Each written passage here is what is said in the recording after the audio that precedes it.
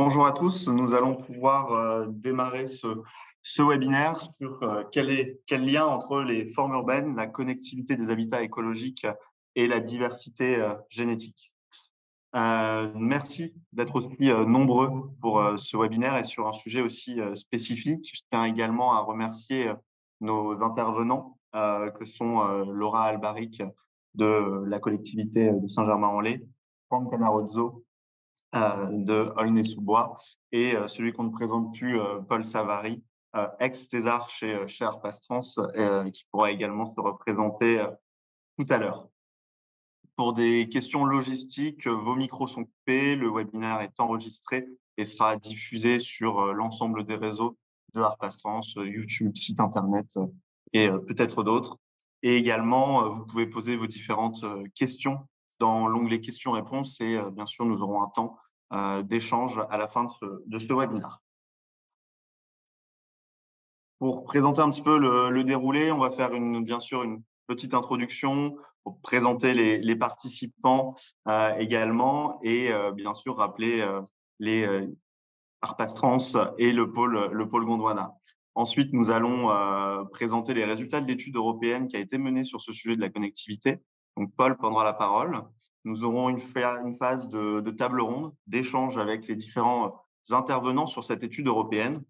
Dans un troisième temps, une présentation de l'étude par territoire qui a été réalisée, donc sur le territoire de Saint-Germain-en-Laye et sur le territoire de Aulnay-sous-Bois, puis une conclusion et une partie de questions. Nos intervenants, donc Laura Albaric, qui est responsable du pôle environnement de la ville de Saint-Germain-en-Laye. Laura, peut-être que tu peux te présenter. Normalement, tu vas pouvoir accéder au micro. En principe, le micro marche. Il faudra régler le problème pour Monsieur Canarosso.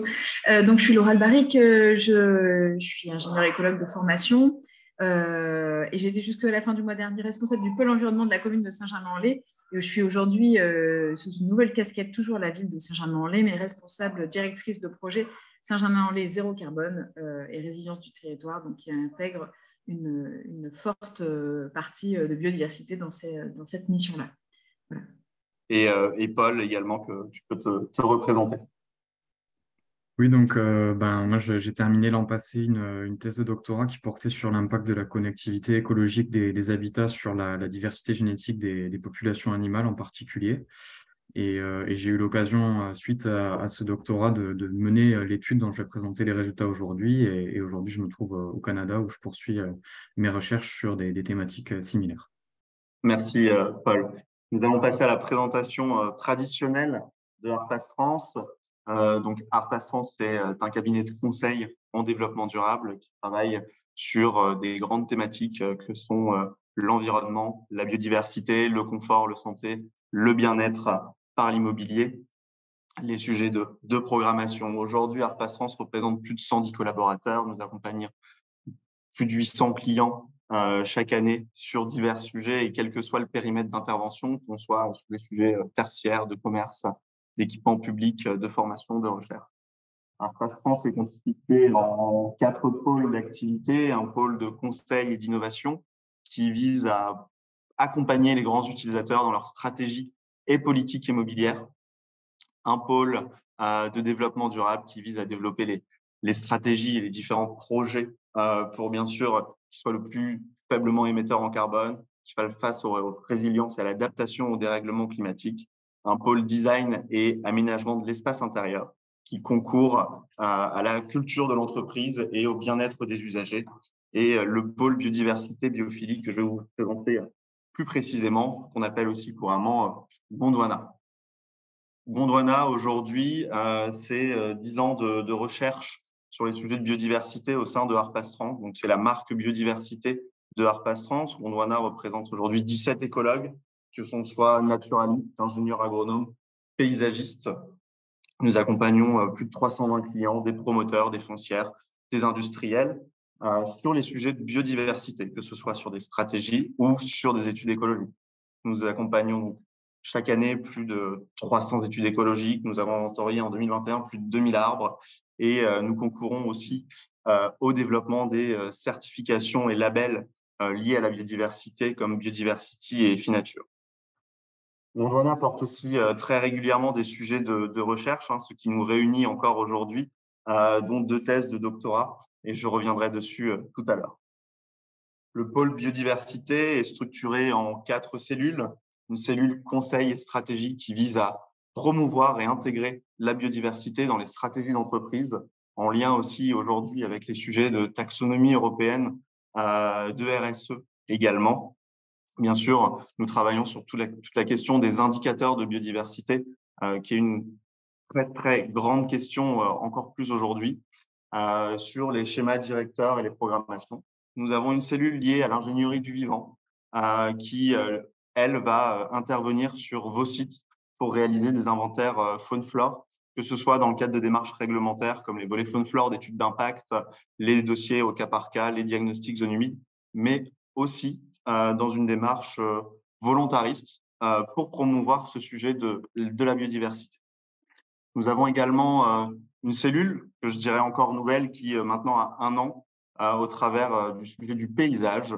Nous avons développé une offre pendant quasiment 1 an pour développer ce concept d'éco-paysage où nous essayons de trouver le lien entre écologie et paysage et créer des projets qui vont être favorables à la biodiversité et favorables aux usagers. Donc, nous accompagnons nos projets de la conception jusqu'au suivi de chantier et, je dirais presque, sur la phase d'exploitation au travers également de la gestion écologique. Pour finir, une 4e cellule qui est plutôt une cellule de valorisation, puisque aujourd'hui, nous ne pouvons protéger ce que uniquement on connaît. Et je dirais que pour protéger la biodiversité, il faut la connaître. Donc, nous travaillons avec un certain nombre de nos clients sur des animations, des ateliers, toutes les démarches de certification et labels comme Biodiversity et Finature dont j'ai parlé tout à l'heure, la réalisation de panneaux pédagogiques et également tous les sujets de biophilie, puisque nous avons besoin aujourd'hui de nous reconnecter à cette nature qui est en souffrance. Aujourd'hui, on va pouvoir rentrer, je dirais, dans le vif du sujet. On s'est intéressé le lien entre les formes urbaines, la connectivité et la diversité génétique. Ce travail fait suite à une volonté de porter un nouveau regard sur la connectivité, de manière à pousser un petit peu plus loin ce sujet que souvent on entend parler au travers des trams verts et bleus ou du SRCE. Nous avons tout d'abord en 2011 lancé une première thèse qui a été réalisée par Hortense Serré, qui visait à étudier le rôle des espaces verts d'entreprise, les espaces verts d'entreprises en Île-de-France, sur leur connectivité et sur l'intérêt que pouvaient porter justement ces espaces verts d'entreprise à la biodiversité.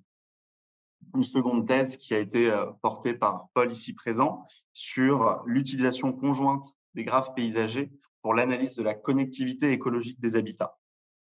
Et c'est suite à cette étude qui reliait connectivité écologique à partir des graphes que nous sommes intéressés un petit peu au sujet des formes urbaines. Aujourd'hui, les formes urbaines sont beaucoup questionnées par les géographes, notamment au regard de différents enjeux, que sont les enjeux sociaux, énergétiques, mais aussi écologiques. Et on se rend bien compte qu'en fonction du contexte que nous pouvons questionner, le rôle des villes peut être un petit peu différent en fonction qu'on soit sur une ville qu'on va avoir tendance à appeler compacte ou une ville peut-être on pourrait appeler étalée. Et donc, dans ces différences de villes, concrètement, il peut y avoir une diversité génétique des populations qui va être différente. Et du coup, nous nous sommes intéressés vraiment à comment ces formes urbaines peuvent avoir un intérêt pour la biodiversité et quels sont les différents critères que nous allons pouvoir établir. Donc, nous avons fait un premier travail à l'échelle européenne et un second travail à l'échelle de l'Île-de-France. Et Paul, peut-être que je peux te laisser la main maintenant sur la partie présentation du travail à l'échelle européenne. Oui, alors sans problème, je vais partager mon écran. Voilà, donc j'espère que tout le monde voit à présent mon écran. Je remercie Victor pour cette introduction. Donc, je vais à présent vous montrer les résultats du premier volet de cette étude qui était plus large et qui a intégré des scientifiques d'autres laboratoires et notamment de l'Université de Bourgogne-Franche-Comté. Et ce premier volet a porté sur le lien donc, entre les formes urbaines, la connectivité écologique des habitats et la biodiversité des villes européennes, comme l'a indiqué Victor. Comme on le répète régulièrement, on pourrait dire qu'une humanité de plus en plus urbaine provoque par ses activités un bouleversement majeur de la biodiversité. Et ces deux phénomènes, urbanisation croissante et bouleversement de la biodiversité, ne sont pas simplement concomitants, ils sont aussi liés. Pourquoi? Parce qu'il est établi que l'urbanisation a globalement un impact négatif sur la biodiversité, que les travaux scientifiques ont bien documenté. Néanmoins, ces relations sont parfois complexes et il y a encore beaucoup de questions auxquelles il faut répondre pour mieux comprendre ces relations et puis pour en tenir compte afin de limiter notre impact sur la biodiversité. Dans ce contexte, on observe tout d'abord que les espèces répondent parfois très différemment à l'urbanisation. Certaines espèces vont se plaire en ville, c'est le cas des pigeons ou des rats par exemple, quand d'autres seront totalement absentes du milieu urbain, comme le cerf et l'âf, le chat forestier, et je pourrais donner beaucoup d'autres exemples. Mais quand on pense à la conservation de la biodiversité en milieu urbain, implicitement, on pense surtout à des espèces qu'on peut trouver à la fois en dehors de la ville, dans des milieux qui sont peu anthropisés, et qui vont se trouver dans certains contextes au milieu de la ville. Et on se demande justement quels sont ces contextes qui les favorisent. Et finalement, on se demande moins comment favoriser les rats ou faire rentrer le chat forestier dans Paris, que quels sont les contextes qui vont favoriser les mésanges, les abeilles sauvages, les écureuils, etc. et d'autres espèces qui tolèrent l'urbanisation, mais qui survivent de façon différente dans différents types de milieux urbanisés. Et c'est dans ce contexte que les échanges entre les écologues et les urbanistes peuvent aider, peuvent accompagner l'urbanisme dans sa recherche de pratiques qui vont avoir un impact plus réduit sur la biodiversité. Dans ce contexte, les écologues, les urbanistes et les politiques, les responsables politiques en charge de l'urbanisme se demandent notamment comment concevoir et aménager la ville de demain. Mais on se demande notamment s'il faut favoriser des villes plutôt étalées ou des villes plutôt compactes.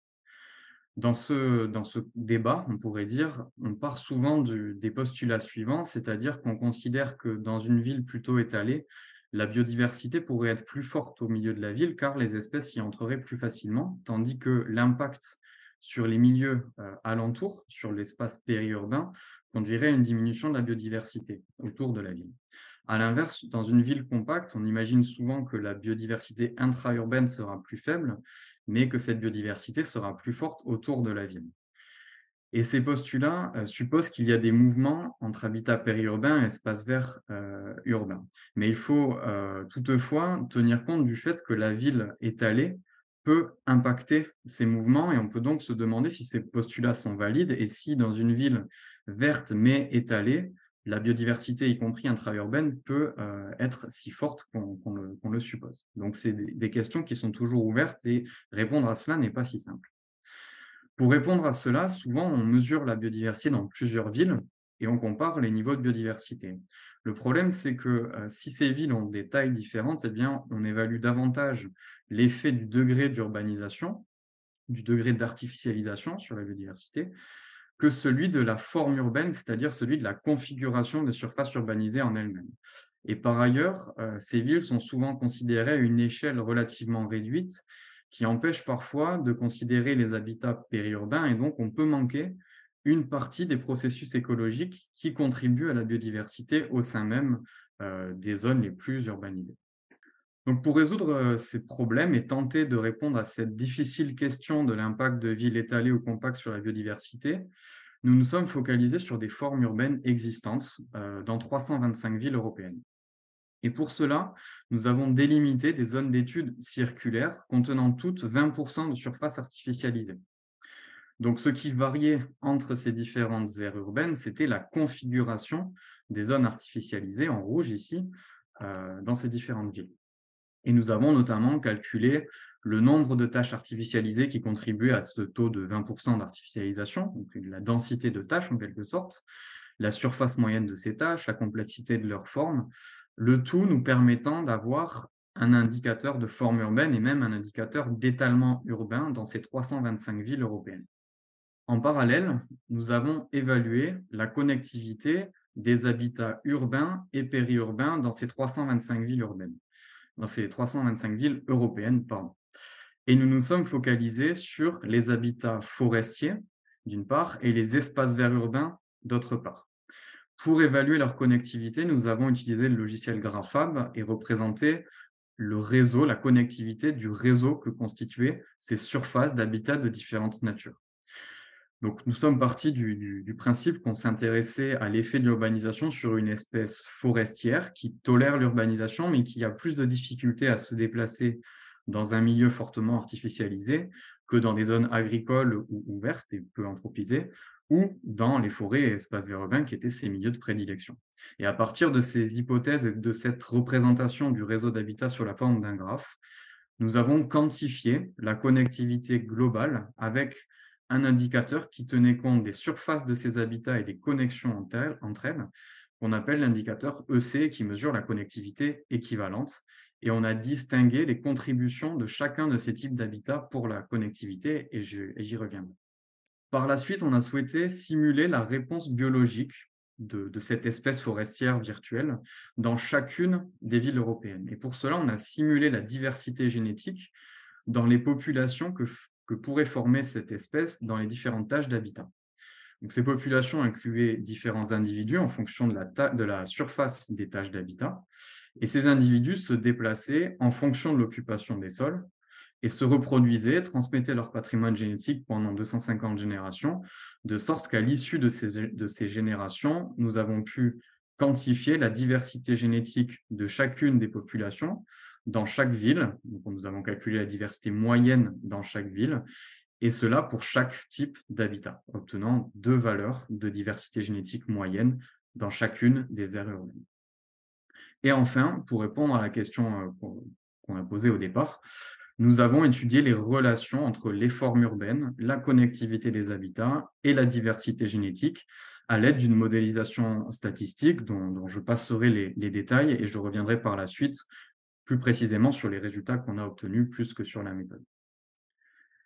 Alors, voici les résultats obtenus en termes de niveau de connectivité des différentes villes européennes. Les barres que vous voyez à présent représentent le niveau de connectivité des habitats dans chacune des villes et les couleurs distinguent la contribution des différents types d'habitats. Ce qu'on voit ici, c'est que la partie verte de chacune des barres est la plus grande. Cette partie verte, elle correspond à la contribution des surfaces de forêt et aux connexions entre les tâches de forêt, donc la contribution de ces éléments à la connectivité. Et on voit que c'est cette contribution qui est la plus forte. Elle est beaucoup plus forte que la contribution des connexions entre forêt et espace vert, qu'on voit ici en violet, qui elle-même est plus forte que la contribution à la connectivité des surfaces d'espaces verts urbains et des connexions entre elles. Ceci étant dit, lorsqu'on considère les contributions relatives de ces habitats, donc on regarde à quel point chaque barre contribue à un total et qu'on représente le tout sur une échelle allant de 0 à 1, on voit que dans certaines villes, les espaces verts urbains, donc la barre orange ici, ont une contribution qui peut être assez forte. Pourquoi? Parce que dans ces villes, il y a globalement peu de forêts, si bien que les espèces forestières occupent surtout des espaces verts urbains. En termes de simulation, nous avons pu observer que la diversité génétique simulée dans les populations urbaines était globalement plus faible que celle qu'on simulait dans les populations forestières. Néanmoins, dans les forêts qui étaient les mieux connectées aux espaces verts urbains ou à l'inverse, dans les espaces verts urbains qui étaient les mieux connectés aux forêts, dans ces populations qu'on pourrait dire à l'interface entre ces deux types d'habitats, globalement, le niveau de diversité génétique était plus fort. Et cela supposait qu'il y avait des échanges importants d'individus et de diversité génétique entre les habitats urbains et les habitats périurbains. Enfin, lorsqu'on s'est intéressé aux relations entre toutes ces variables, nous sommes partis du principe que dans une aire urbaine donnée, la connectivité des habitats va dépendre à la fois de la surface de ces habitats et de la forme urbaine, c'est-à-dire de la façon dont l'urbanisation se répartit au sein de la zone étudiée. Et ensuite, la connectivité des habitats va déterminer la diversité génétique.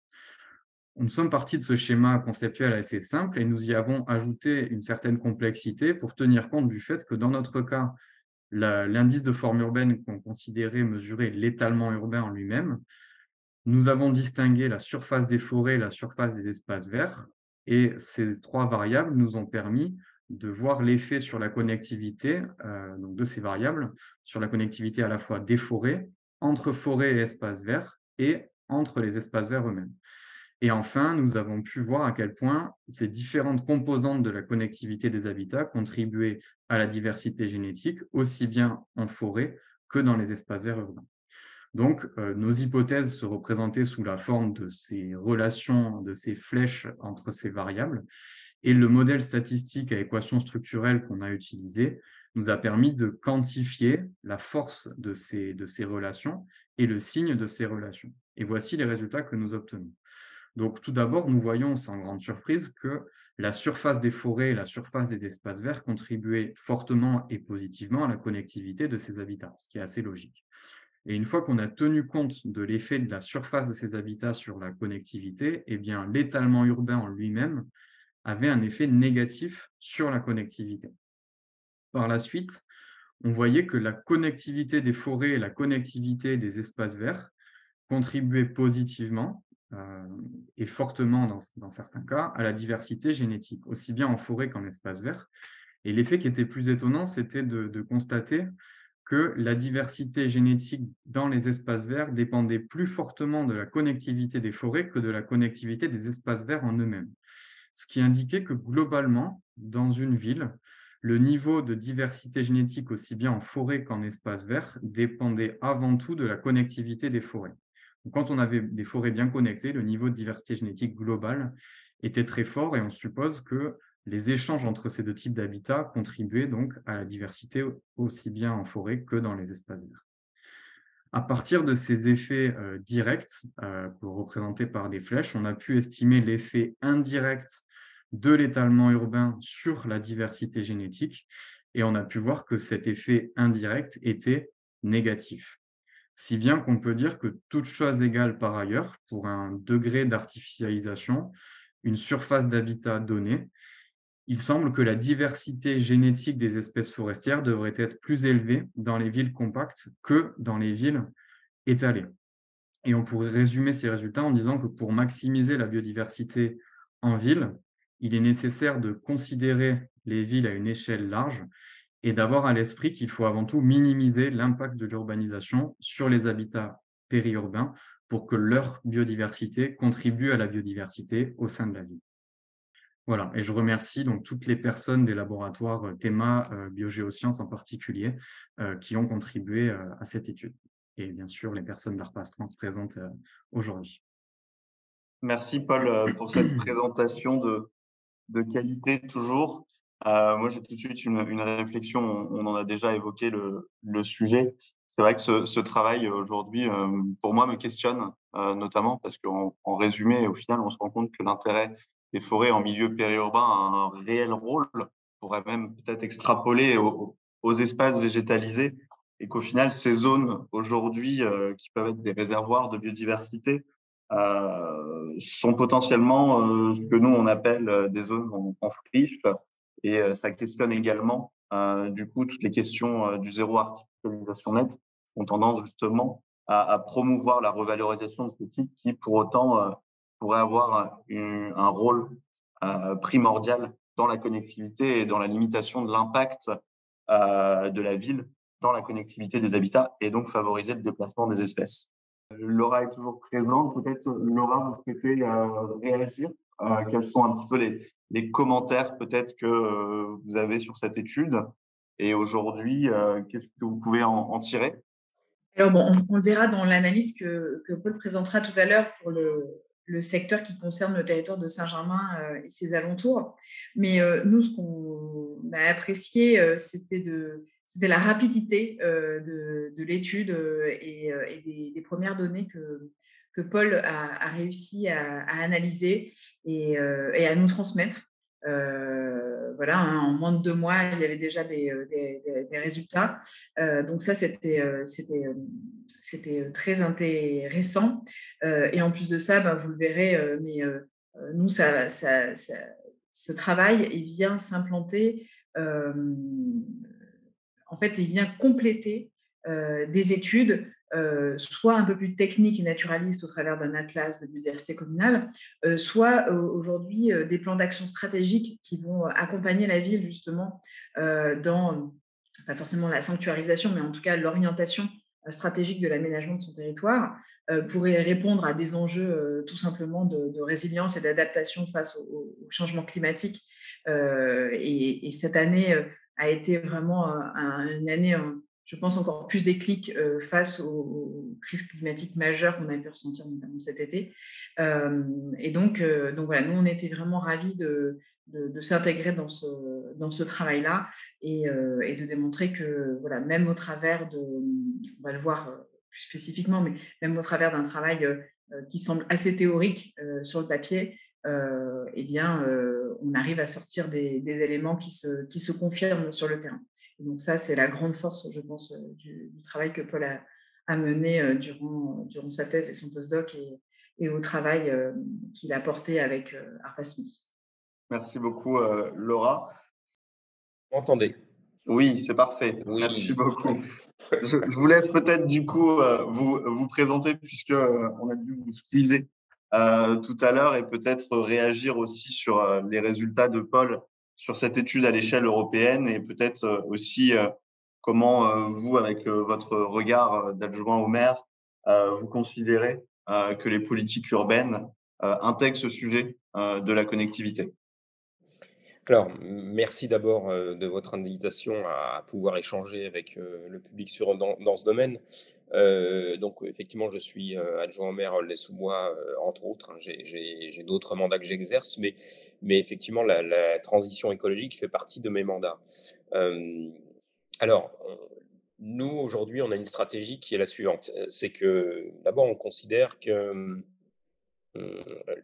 la connaissance qu'on a aujourd'hui intrinsèquement de ce qui est à la fois la biodiversité, mais aussi ce que sont les enjeux à l'échelle locale, n'est pas très élevée. C'est-à-dire qu'on a besoin d'études. Donc, merci de cette étude, parce que intrinsèquement, les gens peuvent penser des choses, mais il est toujours bien de factualiser les choses. Donc ça, c'est un premier point qui est très important, c'est que ces études-là permettent de factualiser les choses, de savoir où on en est, quel est le point de départ, et dans quel sens on va travailler, de pouvoir se fixer ensuite des objectifs, certes ambitieux, mais aussi raisonnables dans le temps, c'est-à-dire qu'on soit capable de les réaliser. Avoir des objectifs qui soient irréalisables, finalement, ça ne sert personne. Ça, c'est le premier point. Donc, du coup, ce genre d'études, pour nous, c'est très important et on participe à d'autres dispositifs comme ReGreen à l'échelle européenne pour voir comment, effectivement, la nature prend sa place dans la ville. Je dis prend, je dis pas forcément reprend, parce que l'objectif, c'est pas de revenir en arrière, mais c'est de fabriquer, en tout cas, ou de laisser, ou de donner une place à une nature en ville qui lui permettent, en tout cas, de couvrir les intérêts qu'on y voit. Alors, l'un des points importants aussi, c'est évidemment dans les politiques publiques, souvent, j'allais dire, la nature en ville est perçue comme un des aspects nécessaires aux citadins qui finalement va à la campagne qu'une fois par mois quand il va en week-end ou que quand il va en vacances. Et là, le cœur de ces études, et notamment de celle que vous présentez aujourd'hui, ce n'est pas l'aspect la nature au profit du citadin, mais c'est la nature au profit des espèces. Et ça, c'est un point de vue assez différent. Parce que quand vous arborez une rue ou quand vous faites un parc aujourd'hui et que vous décidez de la destination des espèces végétales à l'intérieur, souvent, en ville en tout cas, l'agrément est l'un des critères, un des critères principaux, mais l'évolution de la biodiversité, même si vous pouvez y penser, si vous ne savez pas comment ça fonctionne, eh ben, vous n'allez pas prendre les bonnes options. Et ce que montre notamment cette étude, et ça c'est très important, c'est qu'il ne suffit pas, vous voyez, dans la ville de Aulnay-sous-Bois, par exemple, on a des politiques où on essaye d'avoir des parcs qui soient différenciés, qu'ils n'aient pas tous le même aspect, etc., etc. Mais c'est des interrogations, ça, c'est des choix qui sont faits, j'allais dire, avec ce qu'on sait aujourd'hui, mais les questions de connectivité qui sont présentées dans les études sont fondamentales. Et alors, non seulement pour ce qu'on a à faire et la façon dont on a travaillé, mais aussi pour voir les stratégies que mettent en place les espèces pour profiter ou utiliser les espaces comme ils sont, en fait. Et ça, c'est très intéressant parce qu'il y a des choses qu'on découvre et on n'imaginait pas que telle ou telle espèce avait finalement, parce que tel chemin n'est plus possible, avait construit un autre chemin. Et donc, c'est intéressant de savoir quels sont ces chemins, quelle est cette connectivité, pour savoir si, euh, finalement, est-ce qu'elle est bien placée? Est-ce qu'on peut l'améliorer? Est-ce qu'on devrait la déplacer parce qu'il y aura un chemin plus facile pour les espèces? Donc tout ça, ça interroge beaucoup sur la façon dont on doit effectivement construire. Je dis construire à dessein, hein, la nature ne se construit pas, mais dont on doit construire les espaces naturels en ville et comment, du coup, cela profite aux espèces. Voilà, donc c'est ça pour moi qui est le point important. D'accord. Merci beaucoup, Franck, pour ces précisions. Paul, peut-être deux questions. Dans cette étude à l'échelle européenne, est-ce qu'il y a peut-être une ville ou des villes qui, à ton sens, sont sorties du lot, où on considère qu'il y a un bon indice de connectivité et une bonne diversité génétique, même si aujourd'hui on travaille que sur des simulations? Alors, ce qu'il faut avoir à l'esprit quand on voit ces résultats, c'est qu'ils sont basés sur une tendance statistique. C'est-à-dire que même si globalement l'effet était négatif, il y a de la variabilité autour de cet effet et on peut tout à fait trouver des villes dans lesquelles on a un degré d'étalement urbain qui est relativement fort et pourtant on a une diversité génétique qui n'est pas aussi faible qu'on pourrait s'y attendre. Donc c'est une tendance statistique basée sur la morphologie de 325 villes. Il y a bien sûr de la variabilité. Donc, c'est difficile de dire que voilà, telle ville a une très forte diversité génétique et en même temps elle est étalée. Heu, voilà, voilà, je ne sais pas comment résumer ça autrement qu'en disant: «Attention, ce n'est qu'une tendance statistique» et globalement, l'effet le plus fort, c'était l'effet de la quantité d'habitat. Bien sûr que la quantité d'habitat était la variable qui déterminait le plus fortement la connectivité et donc la diversité génétique ensuite. Une fois qu'on a tenu compte de ça, il apparaissait que l'étalement urbain avait un effet négatif sur la biodiversité, mais on peut difficilement identifier, des villes typiques dans lesquelles, la diversité était très forte alors qu'elles étaient étalées. Merci Paul. Peut-être une dernière question pour les personnes qui nous écoutent qui seraient moins sensibles au sujet. Est-ce que tu pourrais peut-être nous préciser avec ton regard le rôle des espaces verts urbains pour la connectivité justement forestière que tu as pu étudier? Alors ce qu'on pouvait voir dans cette étude, c'est que les espaces verts urbains en eux-mêmes, ils contribuaient peu à la connectivité, forestière. Néanmoins, on voit que certains, espaces verts urbains sont situés à des endroits clés qui font qu'ils sont parfois le seul passage pour les espèces pour aller d'une forêt à une autre, et je pense aux forêts, périurbaines qu'on voyait ici. Donc c'est quelque chose qui sera encore plus apparent dans les études menées en Île-de-France. Mais finalement, ce que ça nous invite à considérer, c'est que le rôle des espaces verts urbains ou la cohérence du réseau d'espaces verts urbains, on la considère assez classiquement en considérant uniquement, ces espaces au sein de la ville et il apparaît plus, intéressant de tenir compte de leur position vis-à-vis d'habitats naturels qui sont plus grands et situés en dehors de la ville. Donc ce que les résultats de cette étude nous invitent à faire, c'est à considérer des échelles plus larges et à tenir compte du fait que les espaces verts urbains n'existent pas isolés, du reste. Ils s'inscrivent dans un environnement, dans un contexte écologique qui est, plus large et c'est ça qu'il faut avoir en tête. Merci beaucoup. Ça nous fait une super transition, je dirais, pour cette deuxième étape qui est de s'intéresser justement au secteur Île-de-France et bien sûr de s'intéresser après sur les deux collectivités que sont Saint-Germain-en-Laye et Aulnay-sous-Bois. Peut-être, Laura, pouvez-vous présenter un petit peu rapidement les caractéristiques de votre territoire et ensuite je laisserai la main à Franck sur ce sujet. Oui, alors donc Saint-Germain-en-Laye est la plus grande commune des Yvelines, donc proche en deuxième couronne, proche de la première couronne. Elle est aujourd'hui en commune nouvelle, rattachée depuis le 1er janvier 2019 au village de Fourqueux, qui a fait passer du coup sa population à 47 000 habitants. C'est une ville qui a un patrimoine historique fort. Vous la connaissez peut-être au travers de son château qui a accueilli notamment la naissance de Louis XIV, mais qui est aussi connu grâce à son domaine forestier majeur, donc la forêt domaniale de Saint-Germain-en-Laye, mais qui accueille aujourd'hui aussi de nombreux sites et espaces classés, qu'ils soient aussi bien naturels ou bâtis. Je pense notamment à l'Aqueduc de Retz, la plaine de la Jonction, et également le patrimoine à préserver dans le centre-ville avec son fameux PSMD. On a parlé tout à l'heure aussi des documents d'urbanisme et à ce titre-là,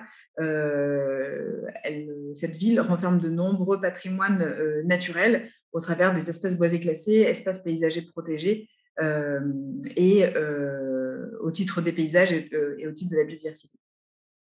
C'est un territoire donc, qui est relativement grand, hein, on le disait tout à l'heure, donc plus de 5300 hectares, avec une particularité, c'est que vous le voyez sur la carte, son urbanisation est très compacte au sud du territoire. Pardon. Il va représenter en fait à peu près juste 21% de sa surface totale d'urbanisation. Et le reste des espaces, notamment 70% du territoire, va être occupé par des forêts ou des espaces verts qui sont gérés par la ville ou des jardins de privés.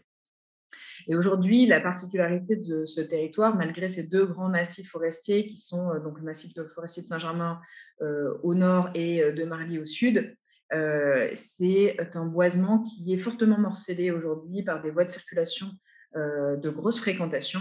Je pense notamment à la RN 184, la RN 13, la RD 308, mais également de multitudes de petites routes forestières qui morcellent ce paysage. Un détail aussi, c'est que vous connaissez peut-être la gare de triage d'Achères à Grand-Cornier, qui se situe au milieu de la forêt de Saint-Germain-en-Laye et qui est une coupure massive au sein du massif. Donc, voilà. Donc nous, ce qui nous intéressait dans le fait de pouvoir travailler sur l'ensemble de ce périmètre-là, c'était de pouvoir aussi un peu conforter des données empiriques qu'on avait ou des connaissances de certains points de fragilité, parce que voilà, on a un territoire qui est un peu atypique, vraiment dans un bras de la Seine, et entouré de deux gros massifs majeurs forestiers en Île-de-France. Voilà. Merci beaucoup, Laura, pour ces précisions. Franck, si vous pouvez nous présenter un petit peu justement le territoire d'Aulnay-sous-Bois, qui est un territoire, je dirais, un petit peu plus urbanisé, mais tout aussi intéressant écologiquement. Oui, alors évidemment, on est j'allais dire, presque à l'opposé de Saint-Germain pour le coup, hein, puisque nous, on est effectivement en Seine-Saint-Denis, sur le nord-est de la Seine-Saint-Denis, dans une zone urbaine dense. Hein. Pour ceux qui ne voient pas, on est situé à mi-chemin entre Paris-Charles de Gaulle, l'aéroport, et entre Paris, hein, voilà, à 10-12 km au milieu de ces deux points. Donc, Aulnay, c'est une commune assez grande, hein, c'est une commune qui fait 1600 hectares. Donc, pour la partie urbaine, du coup, un peu plus grande que la partie urbaine de Saint-Germain, même si, comme ça a été dit juste avant, Saint-Germain est une commune très grande de par le massif forestier. Ce n'est pas notre cas. La commune donc fait 1600 hectares. 1600 hectares, pour avoir quand même une idée, hein, c'est les 7 premiers arrondissements de Paris en taille. Hein. Donc, c'est une taille importante, c'est une des très grandes communes. Et comme vous le voyez sur la carte, elle a des espaces verts. Alors là, elle a plus que la moyenne régionale en termes d'espaces verts, mais ces espaces verts, vous le voyez, sont massivement deux grands espaces verts, l'un qui est en Natura 2000, qui est en vert clair sur la carte, hein, et qui est sur le nord de la commune, et qui jouxte un parc public qui lui fait une trentaine d'hectares, et donc on a 220 hectares là, parc qui est Natura 2000, et on a un parc à côté de 30 hectares qui est 40 hectares, j'ai plus exactement en tête, qui est un parc public. Et vous avez une multitude que vous voyez sur la carte de parcs municipaux qui sont dans l'habitat diffus. Cet habitat est majoritairement, vous le voyez pour la surface qui est beige foncé, est majoritairement pavillonnaire. Je sais qu'à la télévision, on voit souvent des grands ensembles qui ont été plantés dans les années 70 sur les champs, parce que jusque dans les années 70, dans les années 60, pardon, on avait encore des fermes, donc ont été plantés sur les champs du nord de la commune, mais comme vous le voyez, la grande majorité de l'habitat est composé d'habitat pavillonnaire, c'est-à-dire qu'il est composé donc de jardins. Donc c'est une surface urbaine, mais avec des jardins de façon importante. Et vous voyez aussi une des caractéristiques importantes de notre commune, où il y a un certain nombre de voies qui sont dessinées en vert, qui sont les voies sur lesquelles on est en arbres plantés. Il y a plus de 8000 arbres plantés dans nos rues. Et donc, on est une commune qui a, malgré une urbanisation importante, il y a beaucoup d'arbres sur l'espace public. On n'a plus sur nos parcs et jardins et dans l'espace public, on a plus de 30 000 arbres. Et on est traversé au sud de la commune, vous voyez tout à droite, par le canal de l'Ourcq, qui fait quelques centaines de mètres donc, sur le sud de la commune, c'est presque 1 kilomètre si j'ai bon souvenir, et qui lui est bordé aussi de végétation. Et on a un projet de renaturation parce que il a fallu obtenir évidemment les autorisations de la mairie de Paris. Vous avez les canaux, notamment le canal de l'Ourcq, sont propriété de la mairie de Paris, mais pour diversifier notamment les espaces végétaux et aménager un peu les chemins de halage qui sont restés tels qu'ils étaient il y a un paquet d'années. Et donc, on va là essayer d'augmenter la biodiversité. Donc voilà, pour résumer, beaucoup d'espaces verts, mais qui sont contenus sur le nord de la commune, et quantité de petits espaces verts et de plantations et d'arbres en alignement dans nos rues. Merci beaucoup, Franck. Paul, je te propose du coup de reprendre la main sur la deuxième partie de ce webinaire avec cette étude des connectivités à l'échelle des habitats écologiques en Île-de-France. Tout à fait. Donc, je vais passer à cette deuxième partie et je vais vous présenter les résultats de la deuxième partie du projet qu'on a mené, qui s'est focalisé cette fois sur les liens entre les tissus urbains, la connectivité des habitats et la biodiversité, mais en Île-de-France. Dans cette seconde partie, on a collaboré avec 5 collectivités territoriales, donc Saint-Germain-en-Laye et Aulnay-sous-Bois, représentées par Laura et Franck aujourd'hui, ainsi que Gennevilliers et les communautés de communes de Paris-Vallée-de-la-Marne et de Marne et Gondor. Et dans ce projet était aussi impliqué l'Institut Paris Région, qui nous a notamment fourni les données. Donc, je remercie toutes les personnes qui sont citées sur cette slide. C'était très, très enrichissant de pouvoir échanger avec vous et ça a contribué au bon déroulement de l'étude.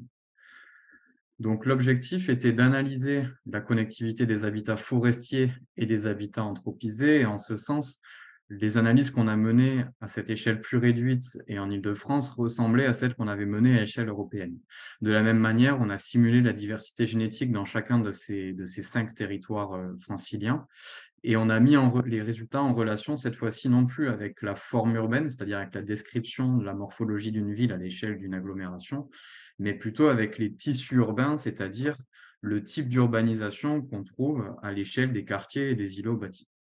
Et le tout nous a permis d'émettre des préconisations pour la conservation de la biodiversité sur ces territoires. Donc, les données qu'on a utilisées pour cela, il y en avait deux types, on va dire, qui ont été toutes fournies par l'Institut Paris Région, que je remercie à nouveau. Donc, le premier type, c'était la carte d'occupation des sols, le modèle MOS+ de 2017, qui cartographie de façon très précise l'occupation des sols en plusieurs catégories à l'échelle de toute l'Île-de-France. Et puis, le second type de données qu'on a utilisé, c'était la carte des tissus urbains franciliens, qui décrivent donc le type d'urbanisation qu'on trouve à l'échelle des quartiers et des îlots et qui distinguent par exemple les zones d'habitat collectif des zones d'habitat plutôt pavillonnaires ou encore des zones industrielles et commerciales ou des zones d'équipement, par exemple. Avec ces données, on a tout d'abord, en ce qui concerne l'occupation des sols, distingué deux types d'habitats, là encore à l'image de ce qu'on avait fait en Europe, et puisqu'on a distingué des habitats forestiers, donc les forêts qu'on trouve en Île-de-France, et des habitats supposés boisés, mais davantage anthropisés, comme des jardins collectifs, des parcs urbains, des berges de cours d'eau, etc. Donc on avait deux types d'habitats, donc habitat ici encore pour une espèce forestière. Ensuite, on a distingué d'autres types d'occupation du sol et on leur a attribué un coût représentant la difficulté avec laquelle une espèce forestière est censée pouvoir les traverser. Donc, les coûts étaient toujours, dans les 3 scénarios qu'on a fait, minimaux pour les 2 types d'habitats. Et puis, ils étaient un petit peu plus forts pour des zones ouvertes mais peu anthropisées, les pelouses et prairies, les espaces cultivés, des zones ouvertes plus anthropisées. Donc là, les coûts augmentaient régulièrement et sans forte augmentation. C'était constant dans les 3 scénarios qu'on a considérés. Et par contre, dans ces 3 scénarios, on a distingué l'effet qu'exerçaient des surfaces très différentes de l'habitat d'une espèce forestière, à savoir des surfaces en eau, des surfaces imperméabilisées comme des routes, des parkings, et des surfaces bâties, donc sur lesquelles on trouve des bâtiments par définition. Et donc, pour ces 3 dernières catégories d'occupation des sols, on a fait varier les coûts de 90 ou 100 à 9 000 ou 10 000. Et ces 3 scénarios représentaient ainsi 3 espèces forestières virtuelles, on pourrait dire, qui ont un degré d'aversion pour les zones urbanisées qui va être croissant. Et si on écoute la littérature, et on s'est basé sur la littérature pour faire nos scénarios, on peut considérer que ces scénarios correspondront dans le premier cas à une espèce, par exemple, d'oiseaux forestiers tels que la mésange charbonnière ou la mésange bleue. Dans le second cas, à une espèce telle que le piquet-pêche, qu'on va trouver au sein des villes, mais qui a quand même besoin de surfaces forestières ou boisées assez grandes et qui va se disperser un peu moins facilement dans la matrice urbaine qu'une mésange. Et dans le dernier cas, ça pourrait correspondre à une espèce beaucoup plus sensible à l'anthropisation, à l'urbanisation, telle que le pouillot siffleur, par exemple. Et ce ne sont que des exemples pour vous donner une idée des espèces auxquelles ça pourrait correspondre. Et ça pourrait tout à fait correspondre aussi à certains mammifères forestiers ayant des degrés d'aversion pour l'urbanisation différents. À partir de là, on a donc délimité les zones sur lesquelles on a réalisé les analyses à proprement parler. Et donc, ces zones étaient constituées des collectivités territoriales avec lesquelles nous avons travaillé, délimitées ici par un trait rouge sur cette carte, et par des zones tampons de 5 km de large au-delà des limites de ces collectivités, qu'on voit ici représentées par une limite orange. Une fois qu'on a délimité ces zones, qu'on avait reclassé l'occupation des sols, qu'on avait attribué un coût à chaque type d'occupation des sols, nous avons analysé la connectivité des habitats, encore une fois, à l'aide du logiciel Graphab, sous la forme d'un graphe paysager. Comment est-ce qu'on fait un graphe paysager? Eh bien, je vais vous présenter un exemple de construction de ce type de graphe. Donc, nous sommes partis de la carte d'occupation des sols, et nous avons délimité les tâches d'habitat. Donc ici, sur cet exemple, il n'y a qu'un type d'habitat, des forêts représentées par des taches, on appelle ça des taches vertes foncées, vert foncé. À partir de là, on a calculé quels étaient les chemins de déplacement les plus favorables aux espèces compte tenu des scénarios de coût que nous avions fixés. Et pour cela, on a calculé donc des chemins de moindre coût qui minimisaient la somme des pixels, enfin des valeurs associées aux pixels qui étaient traversés pour aller d'une tâche à une autre. Donc, dans cet exemple, pour aller de la tâche verte à la tâche rouge, il vaut mieux passer par le chemin marron parce que ça minimise la somme des valeurs des pixels qui sont traversés ici à gauche. Quand on fait ça pour l'ensemble des paires de tâches, on obtient les chemins de moindre coût suivants. Et à partir d'un ensemble de règles définissant quelles tâches sont véritablement connectées les unes aux autres, on crée le graphe paysager que vous voyez ici représenté basiquement par des ronds et des traits, pourrait-on dire. À partir de ce graphe, on a calculé une métrique de connectivité globale de la même façon qu'on l'avait fait à l'échelle européenne, donc c'était encore une fois la métrique EC, et des métriques qui calculent, qui quantifient la contribution de chacune des tâches d'habitat à la connectivité du réseau d'habitat. Donc pour cela, la métrique la plus simple, c'était simplement la capacité des tâches, qui était simplement égale à la surface de ces tâches et qui représente la population qu'une tâche peut potentiellement supporter. Ensuite, on a calculé une métrique appelée flux et qui correspond à la surface totale des tâches qui sont connectées à une tâche donnée. Donc pour cela, on additionne les surfaces des tâches qui sont connectées à une tâche donnée et on pondère chaque connexion par la probabilité qu'un individu aille de la tâche qu'on considère vers chacune des tâches considérées et on tient compte de l'occupation des sols dans cette probabilité. Et enfin, nous avons calculé la contribution de chaque tâche pour la connectivité au sein du réseau entre des tâches parfois éloignées. Donc, cette métrique s'appelle la Betweenness Centrality, centralité intermédiaire en français, et donc indique cette contribution de la tâche à la connectivité plus globale.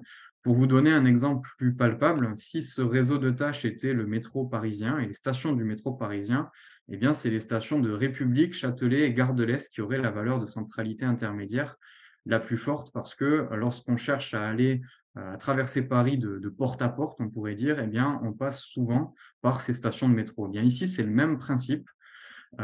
Seulement, on considère des tâches d'habitat et si on veut aller d'une forêt à une autre dans cette zone d'étude, eh bien, on passe souvent, enfin, les individus, les espèces passent souvent par les tâches représentées ici par des ronds bleus de grande taille.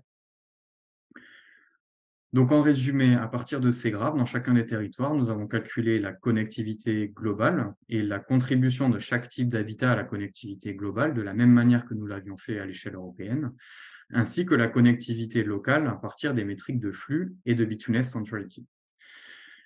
Et vu que nous avons distingué différents types d'habitats, lorsque nous avons calculé les métriques locales, nous avons pu évaluer à quel point un espace vert urbain était connecté aux forêts, et vice-versa, et quel rôle un espace vert urbain avait pour les connexions entre forêts. Donc, si je continue sur ma métaphore des transports parisiens, c'est un peu comme si on avait évalué à quel point une station de Vélib était bien connectée aux stations de métro, ou à quel point prendre un Vélib permettait de relier deux stations de métro quand la liaison métro n'existe pas.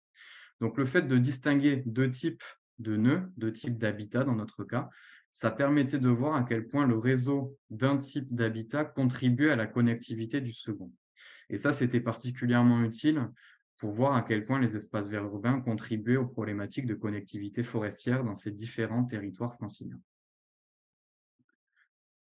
Ensuite, à l'image de ce qu'on a fait en Europe, nous avons donc simulé la diversité génétique et ces indicateurs de diversité génétique, cette diversité génétique simulée, résumaient plutôt bien l'influence des caractéristiques des tâches d'habitat et de leur position dans le réseau d'habitat sur la connectivité et potentiellement sur la biodiversité, puisque nous avons représenté une réponse biologique potentielle dans ce cas-là.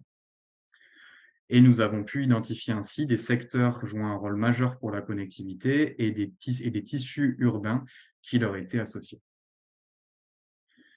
Donc, je vais vous présenter maintenant les résultats obtenus dans les deux territoires, les deux collectivités représentées aujourd'hui, et je vais commencer pour cela par Saint-Germain-en-Laye, en commençant par parler de l'occupation des sols sur cette commune, mais Laura m'a mâché le travail puisqu'elle a déjà bien décrit les principaux contrastes qu'on peut voir dans ce territoire. Donc, comme elle l'a bien expliqué, on distingue ici deux massifs forestiers importants, la forêt de Marly-le-Roi au sud et puis la forêt domaniale de Saint-Germain-en-Laye en plein milieu de notre zone d'étude ici. On voit qu'il y a des infrastructures de transport qui traversent cette région, et en particulier la forêt domaniale de Saint-Germain, avec la gare de triage d'Achères, et puis d'autres routes qui vont la traverser, y compris selon un axe nord-sud. Et on voit que donc la zone urbanisée de la commune de Saint-Germain-en-Laye est restreinte à la partie sud de la commune, et que cette commune est encerclée, on pourrait dire, par un méandre de la Seine et encerclée aussi par d'autres zones fortement urbanisées sur les communes limitrophes. En termes de tissu urbain, ce qu'on observe, c'est qu'ici, d'abord en gris, vous voyez les espaces ouverts, c'est-à-dire non urbanisés, et puis les autres zones colorées représentent les différents types de tissus urbains sur cette commune. Donc les zones jaunes ici ou orange représentent des zones d'équipement, et on voit que Au-delà de ça, on a également quelques zones violettes, surtout en dehors de la commune, correspondant à des zones d'activité économique et commerciale. Et les zones qui dominent sont vert clair, et ça correspond à des habitats plutôt pavillonnaires, tandis que les zones rouges, qu'on trouve un peu plus fragmentées dans cette zone d'étude, correspondent aux zones d'habitat collectif de type grands ensembles. Lorsqu'on s'intéresse à la contribution relative des différents habitats à la connectivité globale, on s'aperçoit qu'il y a environ 2 fois plus de tâches d'habitat anthropisées que de tâches d'habitat forestier sur ce territoire, mais qu'en revanche, les habitats forestiers occupent 3 fois plus de surface que les habitats plus anthropisés.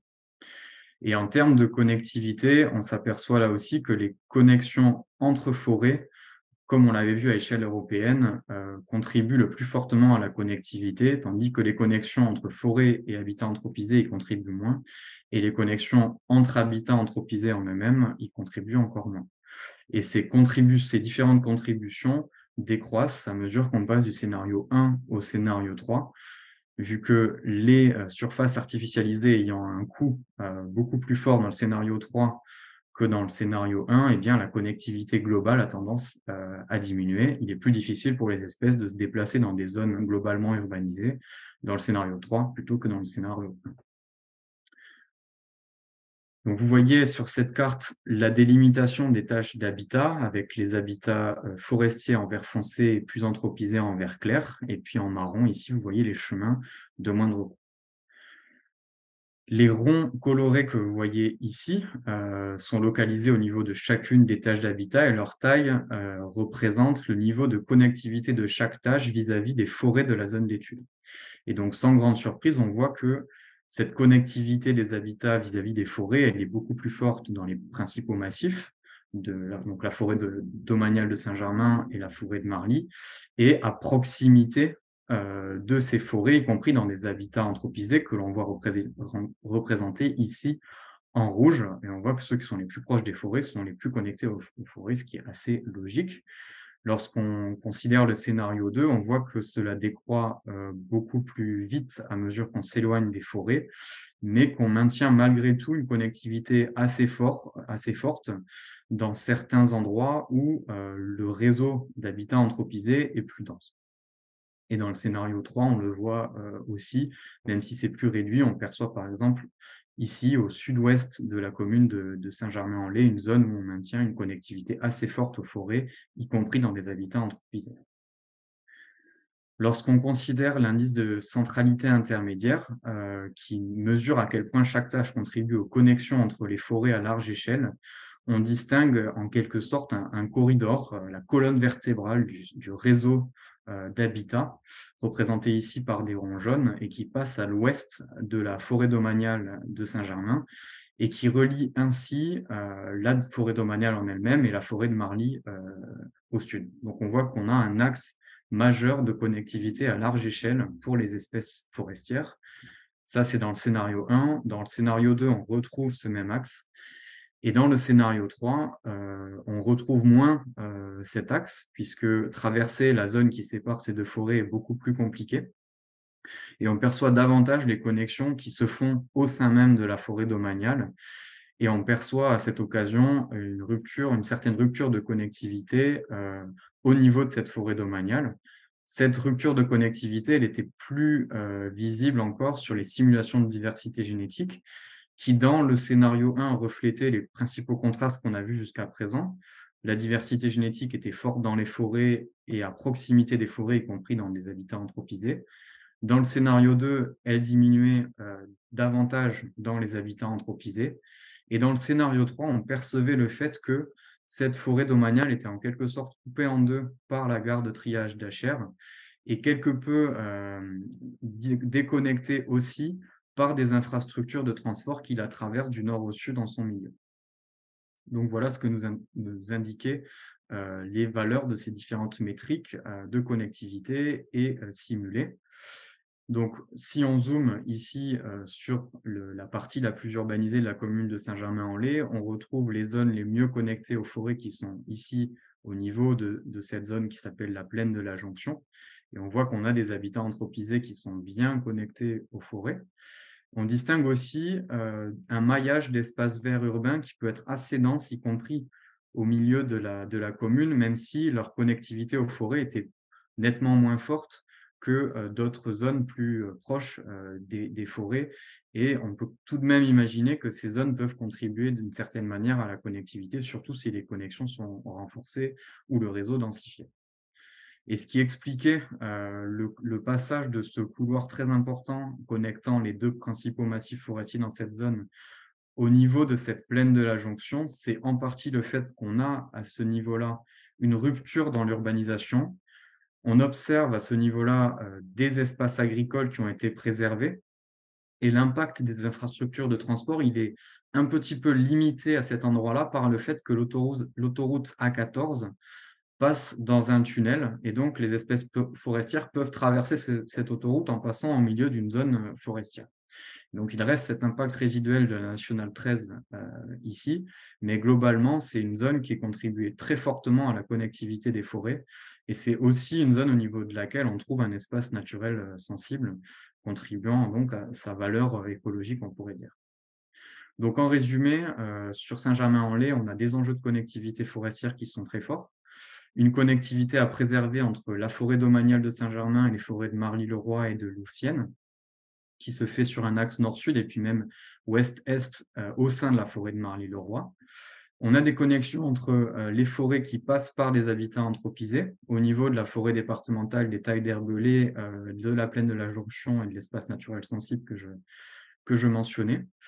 En termes d'impact à éviter ou réduire, il apparaît évident qu'il faut préserver les espaces agricoles situés au niveau de la plaine de la Jonction car ils constituent un milieu de déplacement potentiel, y compris pour des espèces forestières, car ce sera toujours moins difficile pour elles que de traverser une zone urbanisée.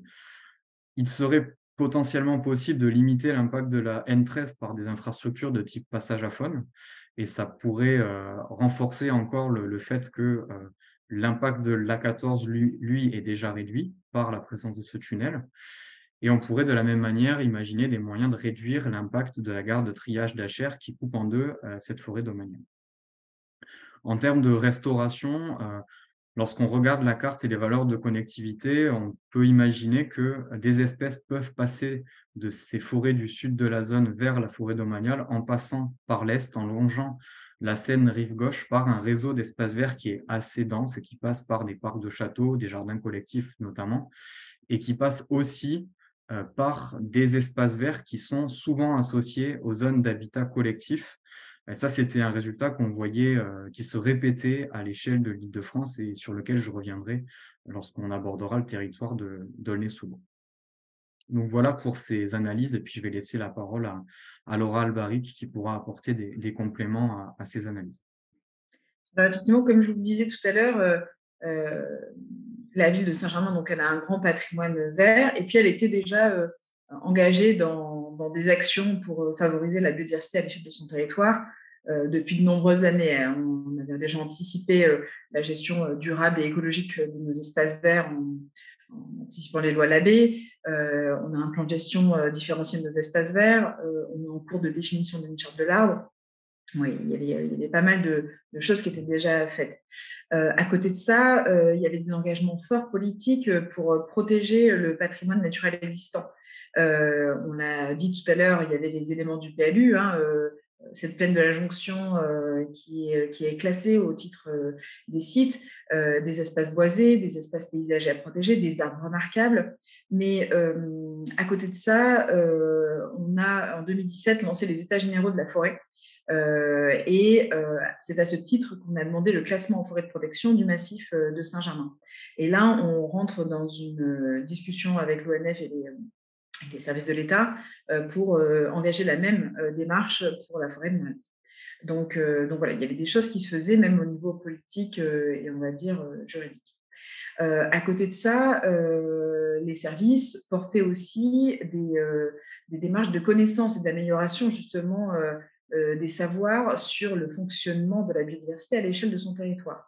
Parce que tout à l'heure, la ville d'Aulnay l'a précisé, souvent on a plus des considérations esthétiques sur les espaces verts, mais peu sur la fonctionnalité même de ces espèces à caractère naturel.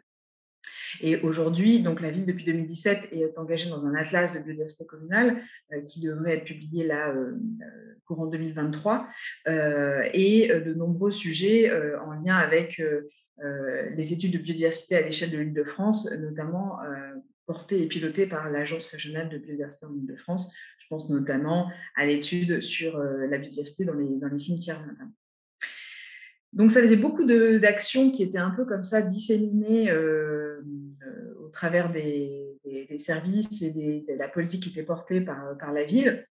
Et pour formaliser un peu ce travail, la ville a lancé 2 démarches. D'abord, en 2021, elle demande la labellisation territoire engagé pour la nature. Donc, on a obtenu le label. Il y a la remise des prix de ce label la semaine prochaine, organisée par l'Agence régionale de biodiversité en Île-de-France. Et donc, on s'engage sur les 3 ans à venir à améliorer aussi nos pratiques. Donc ça, c'était un point fort. Et on a lancé depuis septembre de cette année le projet Saint-Germain-en-Laye zéro carbone, que je pilote aujourd'hui, qui a 2 phases. Une phase de connaissance pour évaluer justement le bilan, on va dire, le bilan carbone à l'échelle de notre territoire, aussi bien sur les questions de bâtiments, de transport, de mobilité, d'énergie, que d'aménagement de la ville et de nature en ville. Et puis, un volet un peu plus lié à la médiation et l'intégration des publics dans cette réflexion autour de 60 ambassadeurs zéro carbone. Et ce travail-là, zéro carbone, va nous conduire à l'établissement ce qu'on appelle le plan d'action climat-énergie, qui va nous donner des orientations d'action claires. Et donc ça, c'est très intéressant parce que ça permet de faire le squelette, on va dire, de cette stratégie de résilience du territoire. Mais derrière, on va se retrouver confronté à une grosse problématique, c'est l'évaluation de ces politiques publiques et l'évaluation des actions qui vont être menées. Je pense notamment à la mise en place d'un plan paysage qui pourra venir limiter les effets d'îlots de chaleur en ville, donc créer plus d'espaces verts et plus d'espaces boisés en ville pour atténuer les effets du changement climatique. Mais derrière, à terme, on va avoir aussi besoin d'évaluer la réalité de ces aménagements. Est-ce que ces aménagements ils vont bien faire baisser la température localement et est-ce qu'ils vont aussi pouvoir contribuer à on va dire, la diversité génétique et les déplacements et les connectivités écologiques à l'échelle de notre territoire. Et donc, ça me permet de faire la jonction avec l'étude que Paul a menée. Aujourd'hui, on voit qu'on a des données qui sont d'entrée, qui sont très simples d'accès. Paul l'a montré, là, le MOS+, et le TUF. Ça permet de lancer un modèle qui donne des prescriptions. On voit dans les questions, et je pense qu'on va y répondre à la fin, on pourrait se dire oui, mais c'est qu'un modèle. Au final, ce modèle, il faudrait qu'il soit validé génétiquement. Et en fait, il se trouve que, alors pas au niveau de la génétique pour Saint-Germain, mais notre atlas de biodiversité communale mettait en évidence les mêmes conclusions que l'étude de Paul, donc ça c'est hyper intéressant. Et puis on le verra pour la Seine-Saint-Denis, il y avait déjà il y a presque 10 ans une étude qui a été portée par le Muséum qui mettait en évidence exactement les mêmes résultats que vous allez voir. Et donc c'est la force de cet outil, c'est qu'en très peu de temps, vous pouvez avoir un outil d'évaluation de l'action que vous allez mener sur votre territoire en termes d'aménagement et de gestion interne. Donc ça, c'était super intéressant. C'était super intéressant aussi que ce soit porté dans le cadre d'une étude universitaire, parce que vous l'avez vu, il faut être assez compétent et technique pour pouvoir mener ces études et pouvoir les évaluer. Donc, effectivement, je pense qu'à un moment donné, les structures souhaiteront avoir un outil simple de mise en œuvre et d'évaluation, en tout cas d'explication des résultats. Ça, c'est vraiment la clé. Et puis, à la fin, c'est aussi en termes de coûts. Nous, c'est vrai que c'était une opportunité forte parce qu'on était vraiment dans une démarche assez avancée et que de faire cette étude à titre, on va dire, de recherche. Pour un territoire qui se lance dans des études comme ça, il faut que ça soit aussi porté politiquement. Et donc, c'est aussi le fait que le modèle soit facile à mettre en œuvre, que les données d'entrée ne coûtent pas cher, qui permettra aussi son déploiement à plus grande échelle, je l'espère, à terme. Voilà. Voilà, ce qui était aussi intéressant dans l'étude, c'était cette zone de buffer aussi, dépasser les limites administratives, parce qu'en fait, on se rend compte que parfois, on a du lien à faire avec nos voisins et ça va nous permettre, notamment pour l'Est, ce n'était pas du tout des secteurs le long de la Seine qu'on avait évalués, ou en tout cas, en termes de zones à enjeu, on n'avait pas du tout évalué ça. Donc, ça va nous permettre aussi, nous, de travailler à l'échelle intercommunale pour renforcer justement ces maillages sur ces secteurs-là. Voilà. Merci beaucoup, Laura, pour ce commentaire. Peut-être une question très rapidement, même si vous avez déjà répondu quasiment à toutes mes questions pour ma part. Est-ce qu'il y a eu peut-être une surprise sur l'étude de Paul par rapport à votre territoire? C'est vraiment le territoire à l'Est, le long de la Seine. Là, c'était vraiment une surprise. Mais plus qu'une surprise, c'était le confortement de la mise en évidence de l'importance des jardins privés dans le déploiement de ces connectivités écologiques qu'on avait déjà commencé un peu à approcher dans l'Atlas, mais là qui est conforté doublement. Et donc, nous, ça va nous permettre aussi, dans la phase 2 de notre atlas de biodiversité communale et notre plan d'action climat-énergie, d'avoir une action spécifique auprès des usagers, un peu à l'image de ce que le département de l'Essonne avait fait avec les jardins naturels sensibles, en fait, qui était une déclinaison de sa politique d'espace naturel sensible, et qui contractualise au travers d'une charte qui est une charte d'engagement en fait d'une dizaine de principes pour la gestion de son jardin, pour mieux en fait accueillir la biodiversité. Donc c'est des choses qui sont assez simples. Ça va être ne pas utiliser de produits phytosanitaires, ça va être respecter les moments pour faire de la taille. Si on plante des espèces, plutôt des plantes adaptées au territoire, locales. Voilà, donc il y a toute cette petite démarche et donc nous, ça nous conforte dans le fait d'en faire une fiche action dédiée à destination effectivement du grand public parce que vous allez le voir tout au long de ces prochains mois, mais l'action publique, elle est nécessaire quand on a la main sur les bâtiments qu'on va gérer ou sur l'énergie qu'on gère, mais il y a une grosse partie d'attente de sobriété ou d'acculturation de ces enjeux par la population qui possède notamment du foncier. Et donc ça sera vraiment un des enjeux de notre plan zéro carbone. C'est pour ça qu'on souhaite fortement mobiliser la population sur ces thématiques. Voilà. Merci beaucoup. Je vous propose de continuer maintenant sur le territoire de Aulnay. Je suis désolé, on a pris du retard pour ce webinaire, mais Paul sera toujours très efficace. Alors, je vais continuer. Je vais être un peu moins efficace en me permettant juste un commentaire sur les retours de Laura Albaric sur le territoire. C'est toujours agréable quand on mène ces recherches justement un peu théoriques de voir que sur le terrain, c'est des choses qui sont prises en compte, qu'il y a des actions concrètes qui sont menées. Donc ça, d'une part, c'est toujours agréable quand on mène ces recherches. Et puis d'autre part, quand on mène ces recherches justement basées sur des choses très théoriques, des outils et puis des hypothèses qui peuvent donner l'impression qu'elles sortent un peu d'un chapeau, ça fait plaisir de voir que ça peut correspondre à des choses qui s'observent sur le terrain. Et j'ajouterais que ces liens qui existent entre la diversité génétique et les métriques de connectivité, on a réussi à les mettre en évidence avec des vraies données qui viennent du terrain pendant plusieurs études menées avec les équipes de TEMA et de biogéosciences. Et par ailleurs, sur un des territoires, qui est le territoire de Gennevilliers, j'ai eu l'opportunité de pouvoir croiser en quelque sorte les métriques de connectivité avec des inventaires menés par la LPO sur ce territoire.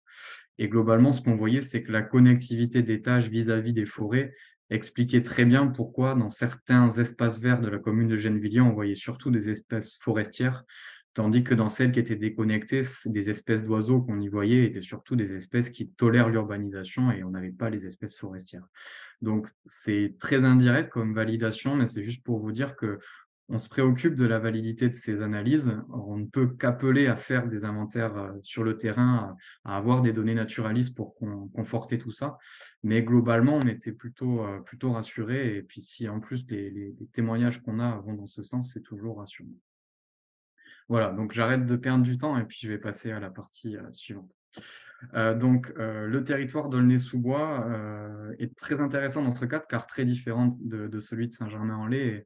Et globalement, ça, c'était une force de ces analyses sur plusieurs collectivités, c'est qu'on pouvait voir des contextes très différents. Donc, différents pourquoi? Parce qu'ici, sur la commune en elle-même, on n'a pas d'espace forestier en tant que tel. Ces espaces forestiers sont restreints au sud-est de la zone d'étude, non pas de la commune, dans les bois de Bernouilles, le bois de Bondy qu'on a ici au sud-est.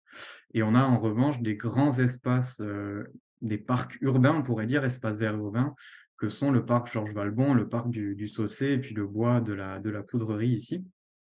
Et on a, comme vous pouvez le voir, une fragmentation du territoire par des infrastructures de transport qui traversent le territoire d'ouest en est et qui reflètent la polarisation parisienne très proche. On perçoit aussi l'aéroport du Bourget ici et puis un bout de Paris-Roissy Charles de Gaulle, comme le disait Franck Canaroso, qui est tout proche de la zone d'études. Entre les deux, on a ici une zone agricole qui est communément appelée le triangle de Gonesse. Et on voit que le sud de la commune et le sud de la zone d'études est dominé par des surfaces artificialisées.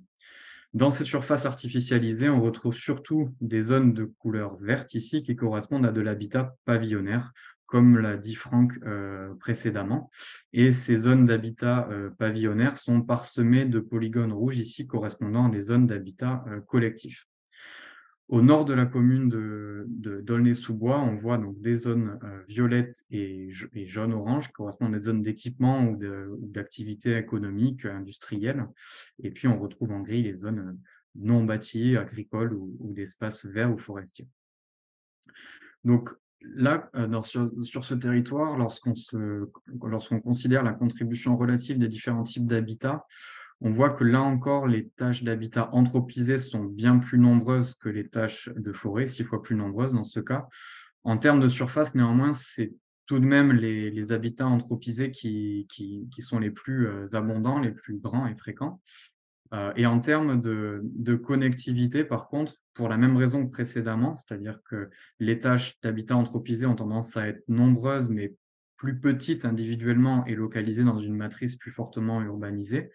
Et donc, pour cette raison-là, la contribution des forêts et la contribution des habitats anthropisés à la connectivité sont dans des ordres de grandeur à peu près égaux. Ça change un peu quand on passe du scénario 1 au scénario 3, mais globalement, c'est des contributions qui sont à peu près équivalentes. Donc, sur la carte, voilà ce que ça donne. Ça résume là encore très bien ce que expliquait Franck tout à l'heure, c'est-à-dire qu'on a quelques grands espaces verts anthropisés, donc le parc Georges Valbon, le parc du Saussay, les espaces verts municipaux ici et puis le bois de la Poudrerie, et puis un maillage d'habitats anthropisés, d'espaces verts urbains qui sont plus répartis sur le territoire. Et enfin, quelques habitats, quelques espaces forestiers ici au sud-est de la zone, comme je le disais précédemment. En termes de connectivité aux forêts, sans grande surprise, dans le scénario 1, ici, on voit que les tâches les mieux connectées aux forêts sont restreintes à l'est et au sud-est de la zone d'étude. Donc, je ne m'attarderai pas beaucoup plus sur la connectivité aux forêts et je montrerai ici plutôt la connectivité des tâches d'habitat anthropisé ou d'habitat forestier, mais vis-à-vis des tâches anthropisées. Donc, ce qu'on voit ici, c'est des amas de tâches à proximité des principaux espaces verts qui sont bien connectés à ces espaces verts. Donc ça, c'est dans le scénario 1. Dans le scénario 2, on voit que c'est beaucoup plus restreint et globalement, je ne m'attarderai pas sur le scénario 3 dans ce cas, car les valeurs de connectivité étaient plutôt faibles. Les simulations de diversité génétique aussi montraient que pour une espèce très sensible à l'urbanisation, le territoire allait être très contraignant et on ne s'attend pas à avoir des abondances très fortes pour ce type d'espèce. En termes de centralité intermédiaire, lorsqu'on regarde les espaces qui contribuaient le plus à la connectivité des habitats, ici des habitats plus anthropisés, des espaces verts urbains si on veut, on distinguait là encore la colonne vertébrale du réseau d'habitat en quelque sorte, qui allait du parc Georges Valbon en direction du nord-est, en passant par cette zone où le réseau d'espaces verts urbains est relativement dense. Et cette connexion redescendait en direction du sud-est, vers le parc du Saussay, le parc de la Poudrerie et les espaces forestiers qu'on a ici. Donc, on distinguait là aussi cet axe de connectivité très net et assez structurant pour le territoire. Et en termes de diversité génétique, nos simulations montraient des choses assez cohérentes dans la mesure où cette diversité génétique était forte dans les principales tâches d'habitat, qu'elles soient forestières ou d'espaces verts, d'habitat anthropisé. Et cette diversité, lorsqu'on passait, y compris au scénario 2, elle se maintenait globalement le long de cet axe, de ce squelette de connectivité que j'ai montré précédemment. Donc, si on résume les enjeux de ce territoire, les enjeux de connectivité forestière en tant que tels sont réduits, mais on a des grands espaces verts qui ont la particularité, comme le disait Franck, d'être classés sites Natura 2000, qui donc nécessitent qu'on s'y intéresse de près et qu'on les protège, car ils hébergent une faune qui est assez remarquable pour des espaces verts plutôt urbains. On a aussi des parcs urbains plus réduits, mais qui peuvent jouer un rôle majeur pour la connectivité de ces tâches d'habitat de surface plus importantes. Et on remarquait que ces parcs urbains étaient souvent associés à des zones d'habitat collectif. Donc ça, c'est les résultats en termes de diversité génétique qui montraient des choses similaires, comme je le disais. Et quand on regarde la carte de plus près, on voit qu'ici, les espaces verts qui contribuaient le plus aux connexions entre le parc de la Poudrerie et le parc du Saussay, ici, étaient souvent en proximité de polygones rouges, c'est-à-dire de zones d'habitat collectif. Donc, ces espaces verts associés aux zones d'habitat collectif jouaient ici un rôle majeur pour la connectivité. De même, on voyait que d'autres types d'infrastructures urbaines, on pourrait dire, contribuaient à la connectivité puisqu'elles étaient longées par des traits blancs ici, qui sont nos chemins de moindre coût. Et c'était particulièrement le cas des abords du RERB qui sont végétalisés et des bords du canal de l'Ourcq qui sont eux aussi végétalisés. Et donc, ça allait dans le sens de ce que disait Franck tout à l'heure, à savoir que des restaurations de végétation le long de ces infrastructures linéaires pouvaient avoir une contribution importante pour la biodiversité sur ce territoire. En termes d'impact à réduire ou à éviter, eh bien, on voyait là encore que les espaces agricoles jouaient un rôle important pour la connectivité, y compris pour des espèces forestières, et c'était le cas du triangle de Gonesse ici, qui constituait une des zones clés pour le déplacement entre le parc Georges Valbon et le parc du Saussay par le nord, en évitant l'aéroport du Bourget et l'aéroport Paris-Roissy-Charles de Gaulle. Donc là encore, même si ce n'est pas le premier critère auquel on pense quand on considère un espace agricole, et même si évidemment les espaces agricoles ont par eux-mêmes une valeur importante et ils sont à préserver, eh bien on voyait qu'en prime, ils contribuaient à la connectivité pour des espèces forestières. On peut aussi imaginer que pour favoriser la connectivité entre le parc Georges Valbon et le parc du Saussay notamment, on pourrait envisager de limiter l'impact des nombreuses infrastructures de transport, notamment au sud du parc Georges Valbon, pour potentiellement favoriser la connectivité par le sud via le parc Jacques Duclos et le parc Robert Ballanger, qui est un espace vert municipal. Et peut-être que la restauration, la réhabilitation de zones industrielles qui sont incluses notamment dans les réflexions sur le projet REGreen en ce moment, pourrait favoriser cette connectivité. Donc voilà, c'est ce qu'on voit ici. Les traits blancs longent parfois des infrastructures telles que l'autoroute A104 ou l'autoroute A1 ici. Ce n'est pas la voie de connectivité la plus favorable, mais peut-être que des aménagements peuvent améliorer les choses. Et en tout cas, ici, on voit que le triangle de Gonesse joue un rôle majeur pour la connectivité, en partie parce qu'au nord de l'aéroport du Bourget, on a un réseau d'espaces verts qui est relativement dense. Dans les secteurs à préserver et à continuer, donc il faut continuer la végétalisation, je ne peux que soutenir les approches visant à prêter attention aux abords des voies du RERB et du canal de l'Ourcq. Et puis, là encore, je peux réinsister à nouveau sur le rôle des espaces verts associés aux zones d'habitat collectif. Et de la même manière que pour les espaces agricoles, et en accord avec ce qui a été dit précédemment, quand on pense à ces espaces verts dans les zones d'habitat collectif, on pense avant tout au rôle important qu'ils jouent pour la qualité de vie des habitants de ces zones. Mais en plus, on s'aperçoit qu'ils contribuent à une connectivité à plus large échelle entre des espaces plus naturels. Et c'est donc intéressant de voir que ces espaces ont un effet positif à deux titres. Voilà, donc là, c'est encore un zoom sur ces espaces verts et puis sur le parc du Saussay et le parc de la Poudrerie qui sont ici reliés par le biais de ces espaces verts et de ces aménagements le long du canal de l'Ourcq et du RER. Donc voilà pour ces discussions, sur ces résultats concernant la commune d'Aulnay-sous-Bois et on a, je l'espère, encore un tout petit peu de temps pour discuter, même si on a pris du retard. On va garder ce temps. Merci Paul pour cette efficacité. Franck, peut-être vous avez des remarques sur cette étude qui a été apportée sur votre territoire. Peut-être essayer de faire le lien, comme Laura a pu le faire, avec rapidement votre politique biodiversité et je dirais sur les apports du travail de Paul sur Oui. peut-être le développement futur. Oui, tout à fait. Bon, je crois que les résultats sont assez clairs, hein. On voit que la taille des espaces et leur proximité ont une importance considérable, hein, dans notre environnement qui est très urbanisé. Alors, on est dans des démarches qui sont à peu près similaires à ce qu'a présenté Laura tout à l'heure, notamment la construction d'un atlas de la biodiversité communale, hein, pour vous dire à quel point on s'est engagé sur le sujet.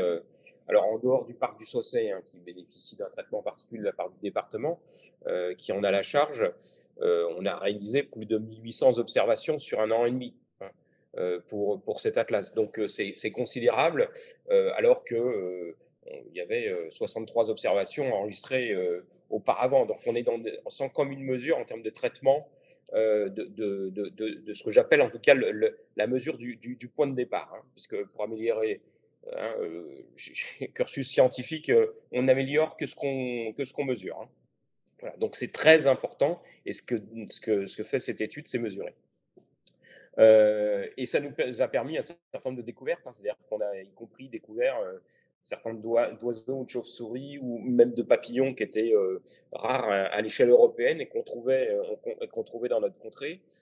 Donc on voit qu'il y a des choses et ça permet de mieux la comprendre, cette biodiversité, pour pouvoir la protéger et donc la valoriser. Alors notre plan d'action, nous, en fait, il est sur quatre grands axes, hein. Évidemment, communiquer et sensibiliser, hein. Alors, on assoit cela sur une maison de l'environnement, hein, qui existe à Aulnay-sous-Bois depuis plus de 20 ans, hein. Donc, ce n'est pas récent, on n'est pas sur une politique récente, mais ancienne là-dessus. Donc, communication, sensibilisation. Par exemple, pour vous dire que chaque année, on a une journée de l'arbre qui se déroule dans laquelle on a à peu près 7000 visites sur le week-end et tout se passe autour de comprendre la nature, évidemment, et la façon de la protéger. Et évidemment, continuer à faire un territoire favorable à la biodiversité urbaine.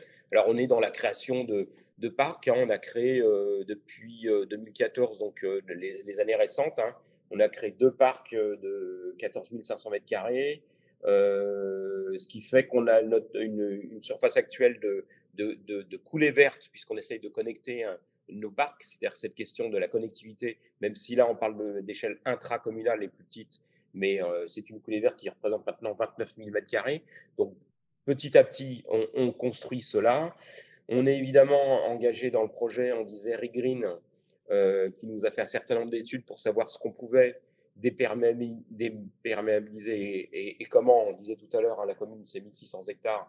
Et l'étude nous dit, bon, il y a à peu près 200 hectares que vous pourriez désimperméabiliser. Donc, on est en train de travailler là-dessus. Et évidemment, ça nous permet aussi de travailler sur les prochains aménagements. Ça, c'est très important. Et notamment ceux du canal de l'Ourcq, parce que dans l'étude, on l'a vu, ce grand cercle qui est à l'écran, qui passe finalement par le nord de la commune. Et on voit que l'une des surprises pour moi de l'étude, hein, c'est que même si on a vu qu'il y avait des chemins de moindre coût qui parcouraient le canal de l'Ourcq, pour autant, c'est très faible au regard du reste. Et donc là, intrinsèquement, vous parlez aux Aulnaysiens en leur disant où est la nature au sud de la ville, et tout le monde va vous parler du canal de l'Ourcq. Or, on voit que même si, encore une fois, il y a un chemin qui parcourt, il est en grande proximité de la Poudrerie, puisque le canal traverse la Poudrerie, le parc de la Poudrerie, et que le parc de la Poudrerie est à quoi, 1 kilomètre à vol d'oiseau de la partie qui est à Aulnay, du canal. Et là, on a des efforts à faire considérables. Donc, du coup, les études qui viennent d'être faites vont nous amener à travailler cette naturation. Je dis naturation parce que le canal n'a jamais été urbanisé sur notre, sur notre partie communale. Donc, il est toujours resté en pleine terre, mais il doit être renaturé pour qu'on favorise justement et qu'on en fasse un acte de connectivité fort, alors qu'aujourd'hui, c'est un acte de connectivité, mais assez faible. Donc ça fait partie des choses qui sont importantes. La question Paul a terminé par ça, hein, des espaces verts des grands ensembles dans ces connectivités-là, ce n'était pas du tout identifié comme cela. Et effectivement, c'était conçu comme des parcs ou des jardins d'agrément. Et donc, le travail qu'il y a à faire là-dessus, effectivement, mérite d'être soigné. Ça veut dire qu'avec les bailleurs, on doit faire un travail important qui consiste à déterminer vers quel objet de diversité, j'allais dire, on veut se tourner. Qu'est-ce qu'on va favoriser, comment. Donc ça, je pense que c'est très, très intéressant et que ça va amener des changements majeurs dans ces secteurs-là. Voilà, alors bon, il y a certainement plein d'autres choses que je pourrais rajouter. Il y a peut-être une chose qui reste un mystère pour moi, ou en tout cas sur lesquelles on a peu de choses et peu de données. On en a discuté avec Paul qui nous a orientés vers un certain nombre d'autres personnes. C'est la question de l'intérêt des jardins particuliers en zone pavillonnaire. Il y a pour nous, par exemple, je disais tout à l'heure, la ville possède 30 000 arbres dans l'espace public. Il y a plus de 15 000 pavillons. Vous imaginez qu'il y a plus de 2 arbres par jardin et que donc il y a beaucoup plus d'arbres dans nos jardins qu'il n'y a d'arbres sur l'espace public. Donc, quel est l'intérêt, comment dire, en dehors de l'intérêt d'agrément, mais quel est l'intérêt pour la biodiversité? Ça, c'est quelque chose aujourd'hui sur lesquels on n'a pas encore de données qui nous permettent d'identifier cela. On est sur la protection des îlots, hein, en termes d'urbanisme et dans le plan de cadre d'urbanisme. On protège les îlots, c'est-à-dire qu'on doit construire dans une bande de 15 mètres et de 19 mètres et on ne construit pas au fond des jardins pour protéger ces îlots qui permettent de la connectivité, mais leur intérêt et leur impact, on ne le connaît pas. Voilà, donc c'est ça sur lequel il faudra qu'on travaille dans le futur. En tout cas, ravi d'avoir participé à cette étude, c'était très intéressant.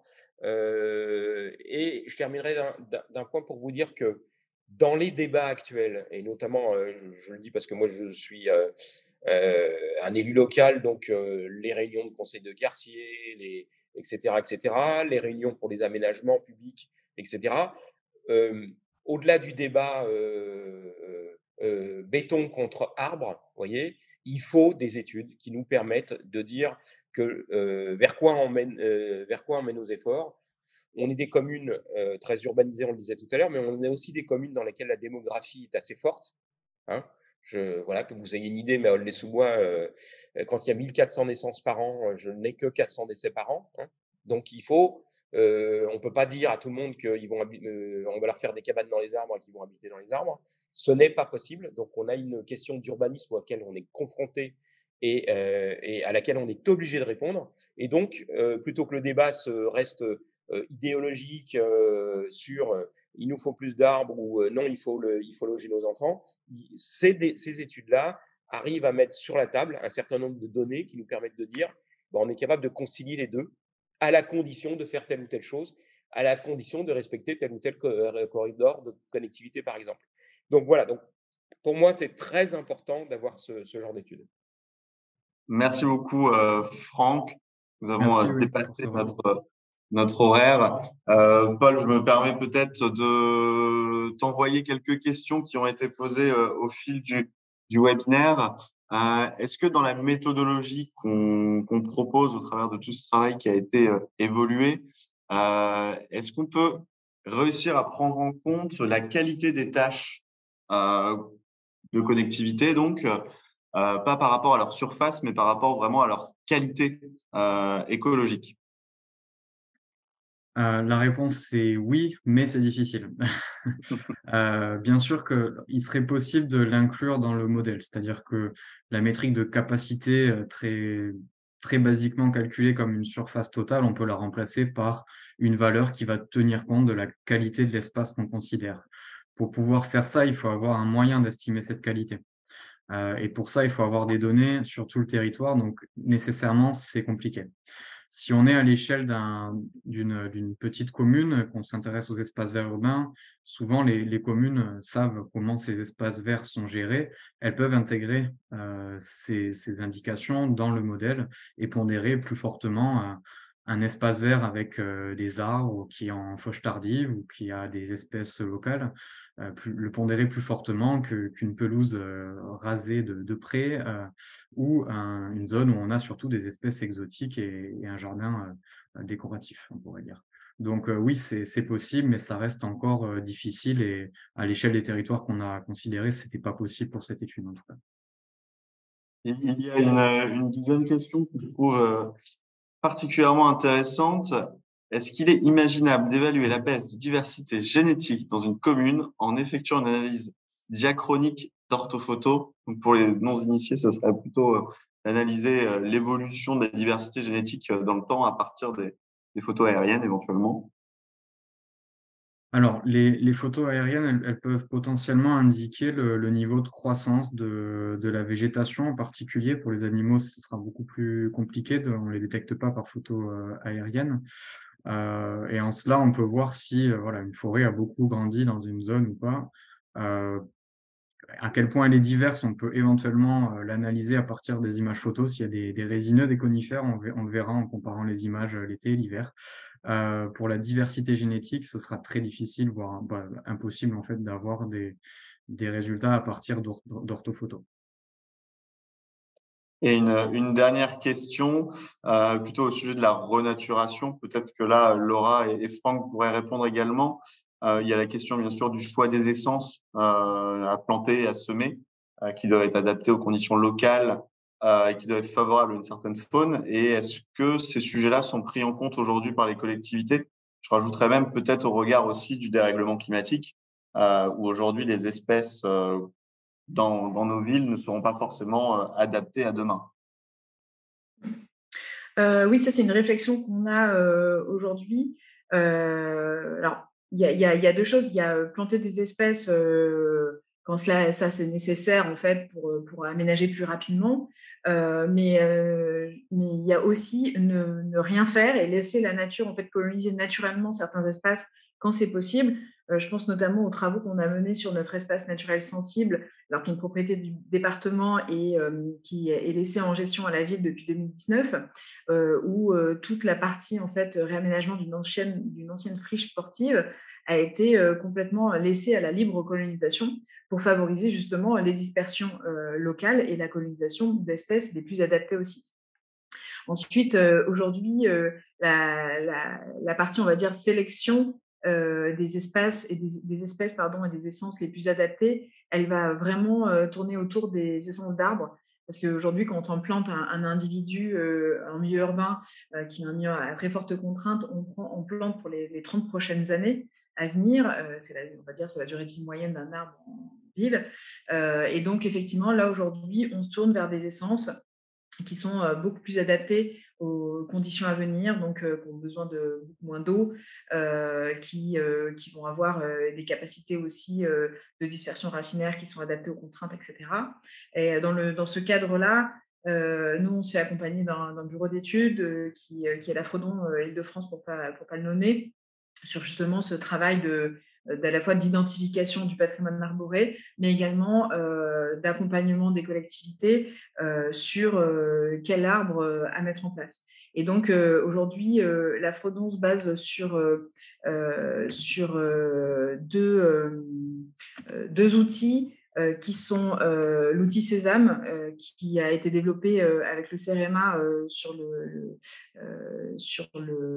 l'agglo de Metz, et l'outil Arboclimat qui a été porté par l'ADEME et qui permet justement d'accompagner les collectivités dans le choix des essences à venir. Donc ça, c'est important. Je rajouterais également que pour la partie, on va dire, génétique, il y a un volet aussi à prendre en compte. C'est pas tant de prendre des espèces on va dire, au nom scientifique local. Mais derrière, il faut aussi que génétiquement, en fait, on a des populations qui ne viennent pas non plus de trop loin et qui puissent en fait avoir des impacts sur les populations génétiques locales et venir perturber ensuite ces îlots. Et surtout, ne pas planter d'espèces rares. Je ne sais pas le CBN qui me contradira, mais effectivement, favorisons des espèces communes. Les espèces rares, il faut favoriser leur habitat naturel, mais surtout ne pas tenter de faire l'apprenti sorcier en essayant de déplacer des espèces quand ce n'est pas forcément nécessaire ou que ça n'a pas d'intérêt. Donc, une dernière réaction peut-être? Oui, je compléterai par dire qu'évidemment, c'est un sujet qu'on traite aussi, hein, cette diversité des espèces plantées. Et qu'en même temps, on est dans une espèce d'injonction contradictoire, hein. C'est-à-dire que à la fois, on aurait tendance à ne vouloir planter que des espèces locales. Aulnay, le nom d'Aulnay-sous-Bois vient de l'Aulne chez nous. Et pourquoi? Parce que nos terrains étaient marécageux. Et à Aulnay-sous-Bois, quand vous creusez entre 1 mètre et 2 mètres, vous avez de l'eau. Bon. Donc, on aurait tendance à dire, chez nous, les peupliers se plaisent beaucoup, vous voyez, hein, et ils trouvent toute l'eau qu'ils souhaitent, les aulnes, etc. Alors, il y a ces espèces-là, et puis on a quand même, on est confronté comme les autres à la question du changement climatique, et donc on a aussi tendance à planter des espèces qui consomment moins d'eau. Voilà. Donc ça, c'est sur cet aspect-là. Et sur un autre aspect, c'est qu'évidemment, on assure aussi une diversité aujourd'hui beaucoup plus que par le passé, notamment par exemple dans nos rues, parce que la majorité de nos rues sont plantées de platanes qui ont 80 ans et qui sont tous en train de mourir les uns après les autres. On voit que Laura parlait on plante pour 30 ans. Là, on a des arbres qui ont 80 ans et qui arrivent en fin de vie. Et croyez-moi, c'est compliqué d'expliquer à vos concitoyens que vous coupez 80 ou 100 platanes, parce que ils sont atteints de chancre ou autre. Je ne sais plus quel champignon, j'ai plus en tête ce champignon. Chancre coloré ou voilà. Et pour lequel finalement il n'y a pas de traitement et donc on ne peut rien faire. Et c'est un crève-cœur, mais à la fois pour les habitants, ce n'est pas facile de leur expliquer. Donc on varie les espèces végétales, on essaye de faire en sorte que tout en conservant des espèces qui sont communes, comme le disait Laura, de faire en sorte que on diversifie pour faire en sorte que les maladies ne puissent pas se répandre si jamais elles attaquaient telle ou telle espèce. On essaye de faire cette variation-là. Donc, à la fois des espèces locales, mais des espèces moins consommatrices d'eau, qui ne sont donc pas des espèces forcément locales, des espèces communes, mais en variant ces espèces, notamment sur les arbres, pour éviter le transport de maladies et d'avoir à abattre des séries considérables d'arbres quand on n'a pas d'autre choix. Merci beaucoup. Et Victor, oui, j'ai répondu sur le chat à Alexis Dambry, qui est en test CIFRE à la ville de Paris. Comment valider justement des modèles comme ça théoriques. C'est vrai que le muséum, du coup, en 2013, avait travaillé sur le territoire de la Seine-Saint-Denis. C'est une étude que j'avais pilotée quand je travaillais sur le département. Ce modèle avait été validé autour de la carotte sauvage. Et on avait ensuite mesuré des distances de connectivité écologique qui mettaient en évidence ce que je disais tout à l'heure, exactement ce qui ressort du travail de Paul sur le territoire d'Aulnay. Donc, ça montre que c'est des approches qui sont peut-être pas forcément empiriques et peut-être génériques, mais qui sont un bon reflet en fait du fonctionnement de nos écosystèmes et ce même en milieu urbain. Et je compléterai ma réponse à la question de tout à l'heure. En fait, la question qui était posée, c'était plutôt de savoir si on pouvait quantifier des baisses de diversité génétique quand l'occupation du sol évolue et ce qu'on peut mesurer avec des images satellites. Et oui, la réponse est oui, on peut le faire. On fait la même analyse avec 2 cartes qui représentent l'occupation des sols à 2 moments différents. Et dans ce cas-là, on peut quantifier quelles sont les zones les plus impactées par l'urbanisation. Donc oui, désolé de ne pas avoir compris cette question dans un premier temps. Merci beaucoup, Paul, pour le complément. Merci, Laura, et merci, Franck, également pour votre présence. On va pouvoir conclure, il est 19h23, on a dépassé le temps. On essaye toujours de respecter la durée de nos webinaires, mais quand on a des passionnés autour de la table, c'est toujours compliqué. Je dirais même plutôt autour de l'écran cette fois-ci. Pour conclure, je dirais qu'il y a un sujet qui est primordial, c'est vraiment d'étudier au final le contexte. On se rend compte aujourd'hui que dans les projets, quels qu'ils soient, mais qui tournent autour du secteur de l'immobilier, il y a une vraie prise en compte du contexte qui doit s'intégrer. Et tout à l'heure, pour reprendre les mots de Laura, il faut dépasser les limites territoriales dans ce contexte écologique. Et il est, je dirais, primordial pour traiter ce sujet de la connectivité. Ce sujet de la connectivité qui aujourd'hui est au final assez peu traité, je dirais, dans les démarches réglementaires même, dans tout ce qui est volet Phone Floor d'études d'impact. La connectivité est abordée de par la trame verte et bleue, mais dès qu'on se situe dans un tissu un petit peu urbain, ce sujet de connectivité écologique n'est pas forcément pris en compte. Et c'est là l'importance aujourd'hui, en tout cas, de travailler sur des nouveaux modèles et, comme le disait Franck, presque sur des nouveaux indicateurs qui vont nous permettre vraiment de mesurer l'effet, pourquoi pas, de certains projets vis-à-vis de cette connectivité écologique. Je dirais également pour finir qu'il est du coup primordial de s'intéresser à ce sujet en pensant que la ville, au final, n'est pas générateur de biodiversité. C'est un support de biodiversité et elle peut permettre le déplacement d'une biodiversité qui, au final, trouve ses réservoirs en milieu plutôt périurbain, voire dans les milieux, bien évidemment, ruraux. Mais qui, du coup, il faut réussir à penser la ville comme une ville qui doit être un petit peu transparente écologiquement. Paul, j'ai utilisé ce terme, je sais que tu ne l'apprécies pas, mais je pense que c'est vraiment très important de penser transparence écologique du milieu urbain. Donc, je tenais une dernière fois à remercier bien évidemment l'ensemble de nos intervenants chaleureusement. Bien sûr, Paul, pour tout le travail que tu as accompli parmi nous. Et pour l'ensemble des partenaires, vous pourrez bien sûr nous retrouver le 1er décembre sur justement le sujet de l'exploitation au travers du référentiel Biodiversity Life qui vise à promouvoir justement la biodiversité au sein de l'exploitation et donc justement de ces espaces verts collectifs qui, nous l'avons vu aujourd'hui, ont un véritable rôle pour la biodiversité. Et vous nous retrouverez également au CIMI le 7 décembre après-midi sur une question tout aussi intéressante sur la sobriété et la biodiversité. Je vous remercie beaucoup pour votre attention, vos questions. Nous restons bien évidemment disponibles pour échanger. À très bientôt. Merci Victor, merci tout le monde. Merci, au revoir.